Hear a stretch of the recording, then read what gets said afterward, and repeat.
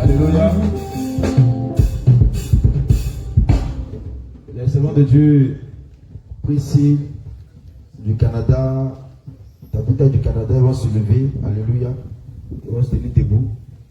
Voilà. Elles sont avec nous depuis plus d'une semaine. D'ici demain soir, elles vont rentrer. Alléluia.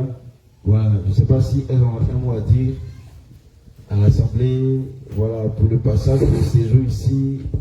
Voilà. Avant qu'on se laisse. Le micro. Le micro.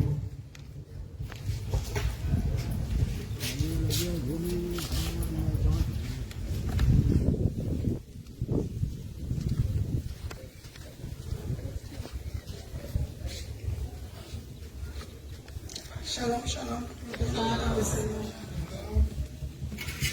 Mon nom c'est Priscille, ma soeur Priscille. On peut rapprocher le micro de la bouche. Mon nom c'est Priscille de Jésus. Alléluia. On acclame Priscille de Jésus.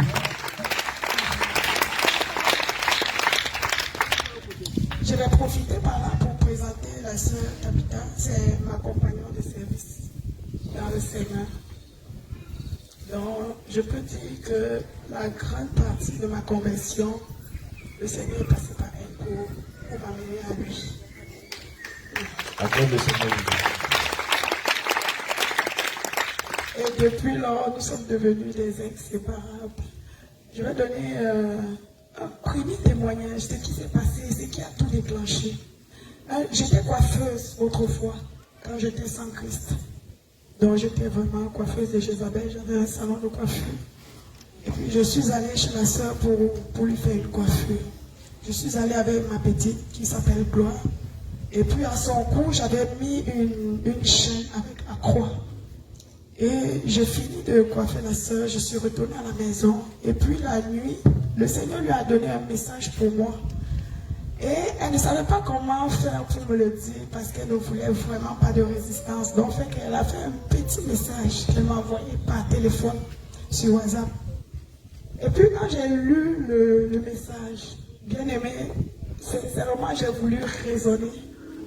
Mais ce qui s'est passé, ce que le Seigneur lui-même a fait, c'est que quoi? Il m'a humiliée. J'étais toute seule dans mon salon ce jour-là.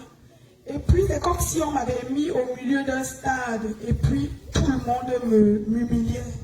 Oh, j'étais seule dans mon salon. J'ai eu, ce jour-là, la plus grande honte de ma vie. J'ai dit la plus grande honte. Le message était quoi? Le Seigneur lui a dit de me dire qu'il ne réside pas dans des objets taillés, tels que la croix qui était posée sur le cou de ma fille.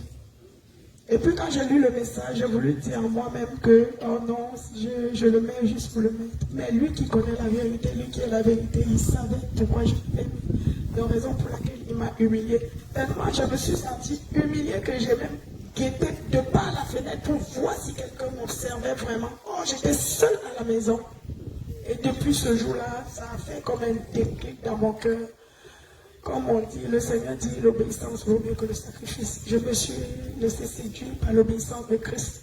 Et ça m'a amené ici. Tu t'es laissé conduire par le Seigneur. Oui, exactement. Je me suis laissé conduire. Et puis je suis arrivée ici. Bien aimé, comme je vous ai dit tantôt, j'étais coiffeuse de Jézabel, je vais dire.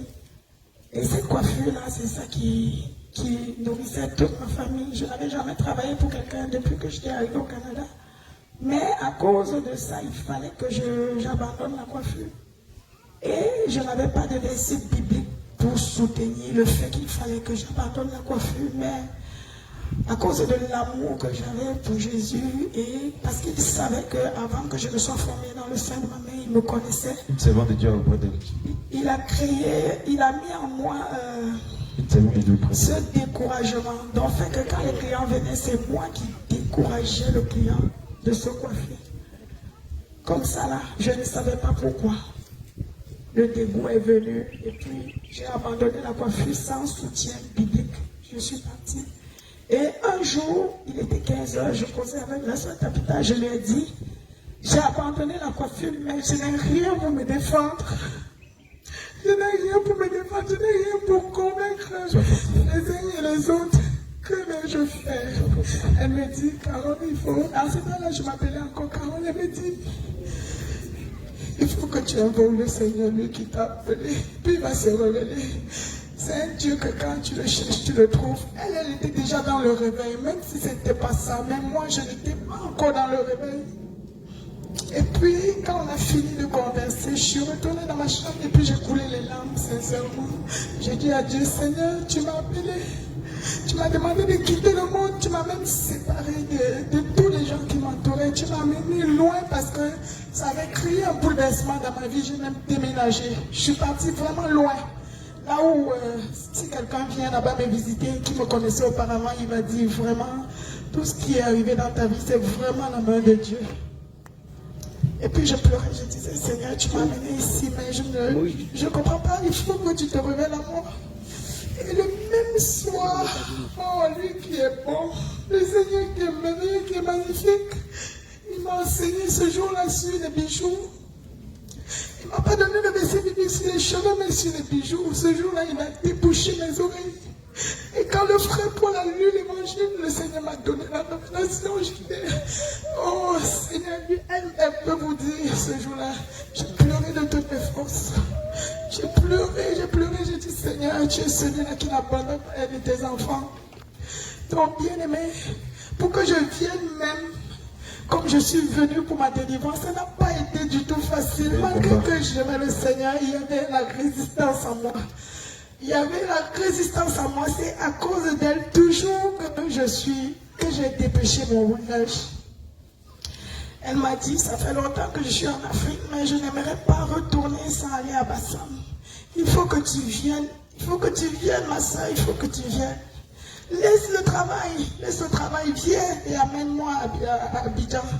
Je veux revoir les frères, je veux communier avec les frères. Et quand elle m'a dit ça, j'ai eu de la compassion pour elle parce que je sais que entre elle et moi, c'est toujours moi qui prends le devant des choses. Elle me dit, je lui ai dit, il faut aller toute seule, tu peux le faire. Elle me dit, si tu ne viens pas, je ne peux pas, mais si tu ne viens pas, c'est pas grave, je vais retourner. Et une autre fois, le Seigneur m'a fait, Dieu est fidèle. Et quand elle a dit ça, j'ai parlé de son frère Paul. Le frère Paul me dit, achète le billet, tu pars. Et puis j'ai raisonné, je dis, non, j'ai pas l'argent, si tu veux que j'aille, il faut que tu m'achètes le billet. Et un soir, j'étais au travail, le frère Paul me dit, oh, je t'ai envoyé l'argent, achète le billet, tu pars. Et puis, quand j'ai acheté le billet, bien aimé, c'est le Seigneur qui a tout fait. Parce que le jour que je venais, si le premier vol que j'ai pris n'était pas arrivé en retard, je n'allais pas arriver avec ça, pour être sincère. À cause de ce retard-là, quand j'ai voulu prendre le deuxième vol, donc à cause de ce retard, ça fait en sorte que je me dépêche pour aller prendre le deuxième vol. Et quand je suis arrivée, j'étais avec une madame qui avait le bébé. Ceux qui ont les bébés passent en priorité. Et puis je lui ai remis sa valise parce que je l'avais aidé à traîner ça. Elle me dit, viens avec moi.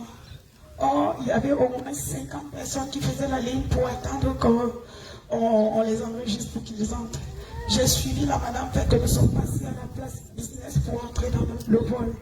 Je suis arrivée, j'ai posé mon sang, je suis allée à la toilette et quand j'arrive, je sors de la toilette, je m'assois, j'ouvre mon téléphone, je me rends compte que mon patron m'a appelé plusieurs fois parce que j'ai voyagé sans lui dire. Et quand je me rends compte de ça, j'appelle mon patron et puis il ne me permet même pas de parler. Tellement il m'a étouffé que j'ai voulu sortir du vol pour retourner. Il me dit, je t'attends au travail dans 3 heures de temps. J'étais comme paniquée. Je suis allée à la toilette et pendant que, quand il a dit ça, j'ai raccroché parce que je ne voulais pas qu'il sache que je suis dans l'avion parce que l'hôtesse parlait déjà, il fallait que les gens s'assoient pour que le vol embarque. Je suis allée à la toilette, je l'ai appelé. Il ne m'a pas donné le temps de parler. J'ai senti comment les ténèbres se sont levées et puis il a dit, je te dis que je t'attends au travail dans 3 heures de temps. Et quand je suis avec lui, je suis retournée à ma place. J'ai dit, Seigneur, qu'est-ce que je fais?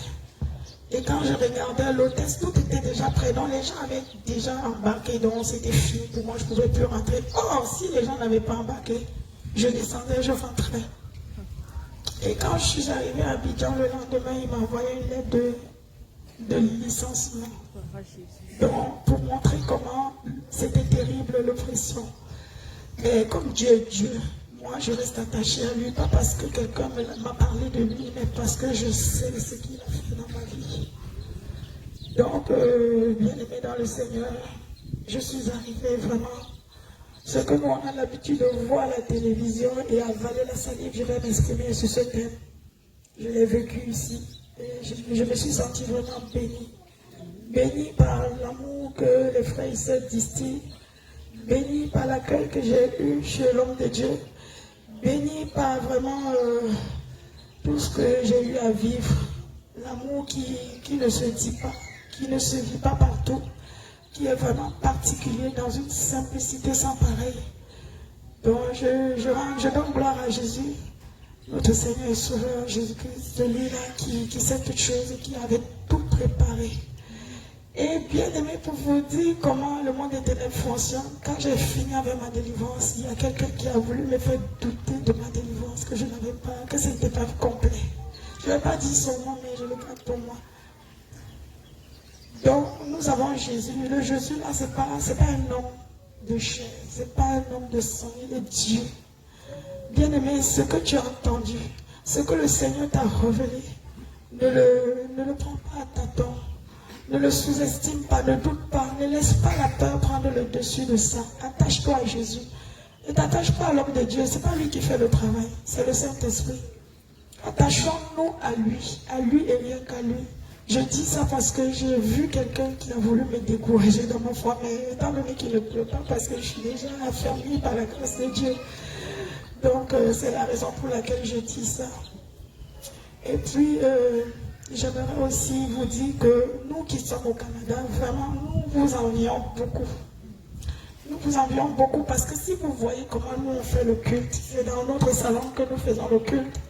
Et quand l'homme de Dieu dit au nom de Jésus et que les gens ont la misère à se lever, nous sommes comme bon, qu'est-ce qui se passe? Qu'est-ce qui se passe? Pourquoi ils sont lourds? Oh, nous, on aimerait tellement être à votre place et nous lever aussi rapidement que quand on voit, on dit, mais qu'est-ce qui se passe? Les bien-aimés ne savent pas le précieux trésor qu'ils ont entre leurs mains. C'est la raison pour laquelle nous, on se dit ça. Donc, j'aimerais vous remercier, vous tous qui m'avez reçu ici et vous qui avez témoigné l'amour de Jésus à mon endroit. Et puis vous encourager vraiment, vous qui avez fait le pas d'entrer dans la bergerie, tenez ferme malgré les obstacles. Ce n'est pas parce qu'on est à Christ qu'on ne subit pas l'oppression. Ce n'est pas parce qu'on est au Canada qu'on ne subit pas l'oppression. Et ce n'est pas parce qu'on est là où on est qu'on ne peut pas subir l'oppression. L'oppression, c'est pour tous les enfants de Dieu. C'est notre quotidien, mais on le vainc par Jésus-Christ qui vit en nous. Alléluia. Donc, c'est ce que j'avais à dire aux uns aux autres. Je vous remercie.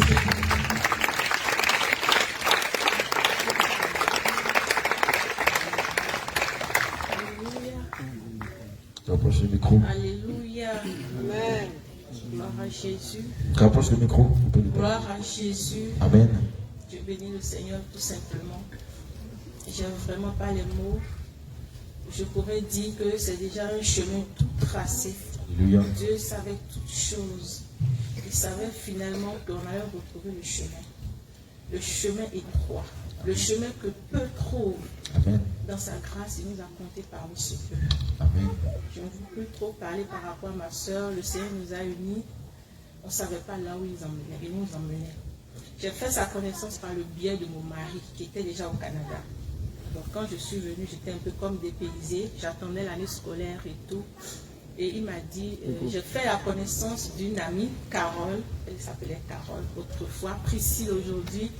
Donc comme tu t'ennuies, tu vas aller rester avec elle. Elle a un salon, si tu peux lui porter un coup de main. Du coup, j'allais chez elle comme ça, connaissant le Seigneur et tout. Et finalement, je n'y allais plus quand j'ai commencé les cours. Donc, on s'écrivait par moments. Et comme elle a dit, tout a commencé quand le Seigneur m'a dit de dire à sa fille d'enlever sa croix. Et après, moi, j'allais dans une église de la Voie Large, où je continuais, je cherchais mon Dieu et tout. Et finalement, le Seigneur m'a enlevé de là. Et avec la sœur Priscille aussi, on a continué le chemin. La sœur Priscille m'a dit, pendant ce temps, j'étais à la maison, c'est là que je suivais beaucoup YouTube, parce que je ne devais plus retourner dans cette église. Et Ma soeur Priscille me dit un jour, maman, viens, on va prier. Et je prie avec une dame en ligne et tout. On va prier. Donc c'est comme ça. Et bien avant, la dame me réclamait aussi sur les réseaux sociaux quand je suivais ces trucs en direct. Et de là, un jour, je dis à ma soeur que le Seigneur me dit que non. Une femme ne doit pas prêcher. C'est pas bon là où nous sommes. Il faut qu'on parte. Donc elle disait, attendons un peu, je dis non. Donc le Seigneur a confirmé la situation. Et finalement, on est parti de là. Donc on se concentrait sur Jésus revient en ligne. Et puis, à un moment donné, on a dit, il faut qu'on cherche notre délivrance. Donc c'est là, on avait tout programmé. Je dis, bon, si le Seigneur fait grâce et que je m'en vais en Afrique, il faut qu'on fasse tout pour venir ici. À un moment donné, l'ennemi qui voulait nous décourager, elle me disait, non, maman, je ne pourrais pas et tout. Donc, ça voulait aussi me décourager. Parce qu'elle devait venir comme ça, on allait recevoir ensemble notre délivrance. Mais je bénis le Seigneur parce qu'il a déjoué tous les plans de l'ennemi. Pour que je sois ici, ça n'a pas été facile. Pas du tout. L'ennemi, le roi était en un clin d'œil, tout s'était bouleversé. Mais je rends gloire à Dieu. Je rends gloire à Jésus. Et je veux rendre gloire à Dieu pour quelque chose. Parce que quand je lis dans le livre des Actes des Apôtres, tel que l'Église primitive vivait, la joie qui régnait, on disait que personne ne disait que ces biens lui appartenaient lui-même. Mais chacun était tous ensemble. Il n'y avait pas d'indigents, il n'y avait rien du tout. Et j'ai toujours dit au Seigneur, est-ce que cette église-là, qu'on nous décrit dans le livre des Actes des Apôtres, allons-nous la vivre sur cette terre? Et je peux dire, par la grâce de Dieu, sans prétention aucune, que je l'ai vécu en quelques jours ici. Donc, Dieu qui ne m'a jamais connu, et la vie sur les réseaux sociaux, on me reçoit dans sa maison. J'étais en famille, je l'ai vu, c'était une joie, comme si je connaissais tout le monde. Maman Sarah, avec sa douce voix, je l'ai pris comme si on se connaissait. Je viens au temple, les frères et sœurs, tout le monde, il y avait l'amour. Ma prière, c'est que nous puissions demeurer ici, afin que tous ensemble, le Seigneur Jésus vienne nous chercher. Ce n'est pas évident. C'est pas évident. On fait une prière, on souffre, on a mal, on ressent des douleurs au plus profond de soi. La manière dont on est humilié dans sa famille par les gens, parce qu'on trouve que toi, tu as rétrogradé. Les gens ne comprennent pas le monde spirituel parce qu'ils sont encore dans le monde. Je nous en supplie par la compassion de Christ, que nous n'avons pas la main. Ne laissons pas l'ennemi venir nous distraire. Ne laissons pas l'ennemi prendre pardon. Et je veux me permettre de dire aux femmes, ne l'oublions pas. Depuis le jardin d'Éden, c'est Ève qui a été séduite et non Adam. L'ennemi nous en veut beaucoup. Aimons-nous. Aimons-nous. Sortons de la calomnie. Ne prêtons pas oreille lorsque nos soeurs critiquent. J'ai suivi un témoignage qui m'a bouleversée. La servante disait que quoi, elle est dans le dépouillement, mais elle a prêté oreille. Parce que d'autres autres soeurs parlaient d'une sœur. Elle n'a pas parlé, mais elle les a reprises, il était trop tard. Le Seigneur lui a montré des choses. J'écoutais ça dans ma maison, mais je pleurais. Faisons attention. L'ennemi va passer par nous. Quand nous voyons dans le monde toutes sortes de scandales, l'ennemi passe par la femme. Faisons très attention. Veillons sur notre conduite. Et que Dieu nous bénisse. Je ne veux pas finir sans bénir le Seigneur pour la vie de ses serviteurs. Je les ai connus à peine, j'ai vécu de moments vraiment inédits en leur présence. Les serviteurs de Dieu dans le monde, je ne peux pas les approcher. Il faut demander les rendez-vous sur rendez-vous. Et il faut vraiment presque te mettre à terre et tout, papa et tout. J'ai vu la simplicité de Christ. Que Dieu vous bénisse. Amen. Que le Seigneur ne cesse de vous fortifier. Amen. Qu'il ne cesse d'ouvrir les écluses des cieux sur vos vies. Amen. Afin que chaque jour après jour, la puissance, l'onction, que vous ne fonctionnez pas avec l'onction d'hier, mais chaque jour avec son onction. Amen. Pour sa gloire, au nom de Jésus. Amen. Accorde le Seigneur de leur vie. Alléluia. Demain, elles vont quitter le sol de la Côte d'Ivoire, retourner au Bénin, au Canada. Alléluia. Voilà. Donc, bien aimé, si tu la vois sur les réseaux sociaux, c'est ta soeur. Voilà, donc, si tu peux leur dire au revoir aussi, voilà, vous pouvez les approcher pour leur dire au revoir. Alléluia. Sur ce, nous avons fini. On va se tenir debout. L'homme de Dieu, l'apôtre Jean, va venir va prier pour les nouvelles personnes.